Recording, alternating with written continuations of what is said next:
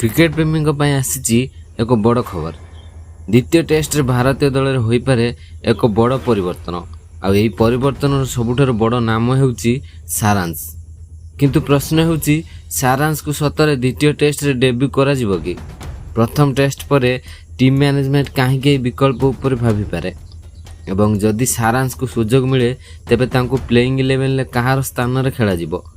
आजिर video रे शेष पर्यंत रुहंतु कारण शेष रे आम आलोचना करिबा सारांश को डेब्यूर संभावना केते। द्वितीय टेस्ट पूर्व भारतीय टीम को सबुठार बड़ चैलेंज होउची सठिक कॉम्बिनेशन।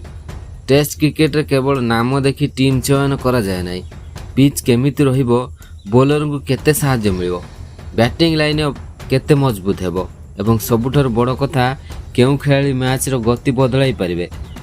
एठारे सारांश को नाम चर्चा को आसुची कारण जदि टीम मैनेजमेंट भाबे जे द्वितीय टेस्ट रे एक नुआ मुह दरकार तेबे सारांश एक विकल्प होई पारंती। किंतु एठारे गोटे बड़ प्रश्न, केवल भल प्रदर्शन करबा यथेष्ट कि ना टेस्ट डेब्यू पई मानसिक दृढ़ता, धैर्य एवं लंबा इनिंग्स खेलिबार क्षमता मध्य दरकार। एबे आसंतु जानिबा सारांश को नै एते चर्चा काहेकि। यार प्रथम कारण हेउची तांको खेलर थिबा संभावना। युवा खेलाड़ी को टेस्ट क्रिकेट रे आनिबार अर्थ हेउची भविष्य पई एक मजबूत खेलाड़ी तैयारी करबा। किंतु एठारे आउ एक कथा मने रखिबाकू पड़िबो, डेब्यू माने केवल जर्सी पिंधि पड़िया को जीवा नुहे। डेब्यू माने प्रथम बॉल सामना करबा, प्रथम चाप को संभाळिबा एवं निज नाम को टेस्ट क्रिकेट रे लिखिबा। एही कारण सारांश को डेब्यू हेले यह तांको पई केवल एक मैच नुहे, यह हेबो तांको क्रिकेट कैरियर रे एक नुआ अध्याय। किंतु बंधु माने एबे आसुछि सबुठार बड़ प्रश्न, सारांश डेब्यू कले कहार स्थान नेबे? यह हेउछि टीम मैनेजमेंट पई सबुठार कठिन निष्पत्ति। कारण भारतीय टीम रे गोटे स्थान पई अनेक प्रतिभाशाली खेलाड़ी अछंती। काहाकू बाद देबा, काहाकू सुजोग देबा एवं दलर बैलेंस केमिति रहिबो, ए तीनोटी प्रश्नर उत्तर मिलिबा पर ही सारांश को डेब्यू नै अंतिम निष्पत्ति होई पारे। आउ एठारे आउ गोटे बड़ कथा गुरुत्वपूर्ण, टीम कॉम्बिनेशन। जदि द्वितीय टेस्ट रे पिच अन्य रकम हुए तेबे भारत निज प्लेइंग 11 ले परिवर्तन करि पारे एवं सेही परिवर्तन रे सारांश को पई द्वार खोली पारे। धरंतु सारांश को द्वितीय टेस्ट रे सुजोग मिली गेला तेबे तांको ठारू कोन आशा करिवो टीम इंडिया? सबुठारू प्रथमे धैर्य। टेस्ट क्रिकेट रे आपन को प्रथम बॉल आक्रमण करिवा दरकार नै। एठारे आपन को परिस्थिति बुझिबा को पड़े, बॉलर को स्पेल देखिबा को पड़े, पिच रो व्यवहार बुझिबा को पड़े एवं सुजोग मिलिले रन करिबा को पड़े। यदि सारांश ए तीनोटी कथा को निज डेब्यू रे ठीक भाव में करि पारंती तेबे तांको डेब्यू मैच निश्चित भावे स्मरणीय होई पारे।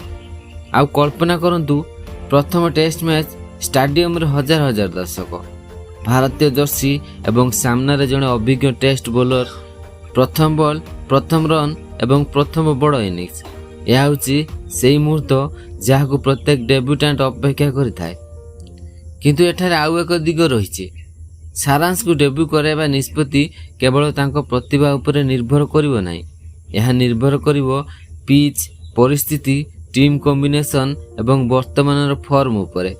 जदि टीम मैनेजमेंट भाबे जे सारांश दल को अतिरिक्त शक्ति दे परिबे तेबे तांकु डेब्यू कराइबार संभावना बढ़िबो।